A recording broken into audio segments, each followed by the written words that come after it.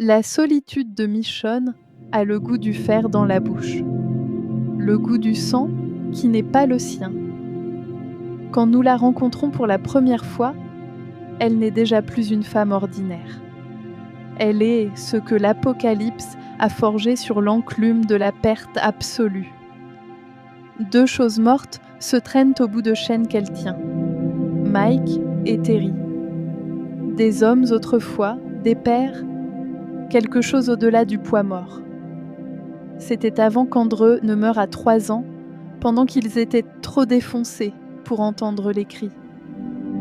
Elle a laissé la transformation s'accomplir. Elle a regardé avec la patience de celle qui a déjà tout perdu. Puis, elle a arraché bras et mâchoires avec la même précision qu'elle utilisait autrefois pour couper des légumes dans le loft d'Atlanta, quand elle croyait encore que la vie parlait d'expositions d'art et de dîners au vin. Pas de cruauté. Juste la justice dans sa forme la plus pure et terrible. Ils avaient échoué à protéger un enfant. Ce choix nous force à affronter une question inconfortable.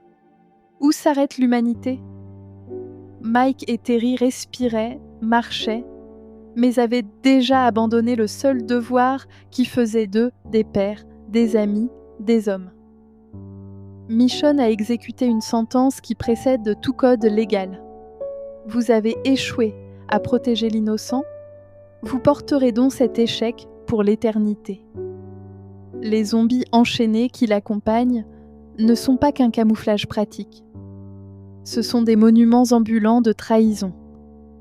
Pendant des mois, elle parle au cadavre animé de Mike.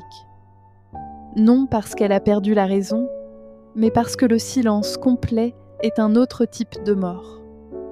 Elle parle de la météo, de conserve, de n'importe quoi sauf du garçon. Andreu n'existe plus que comme un trou dans le monde, une absence qui a du poids et de la forme. La solitude assourdit plus que n'importe quel cri. Aristote a dit que l'homme est un animal social, que celui qui vit seul est une bête ou un dieu. Michonne n'est ni l'un ni l'autre. Elle est quelque chose d'intermédiaire, quelque chose que la nécessité a sculpté. Parler aux morts n'est pas folie quand le silence menace d'effacer qui vous étiez. C'est de la résistance. C'est refuser que la dernière voix humaine que vous entendiez soit la vôtre.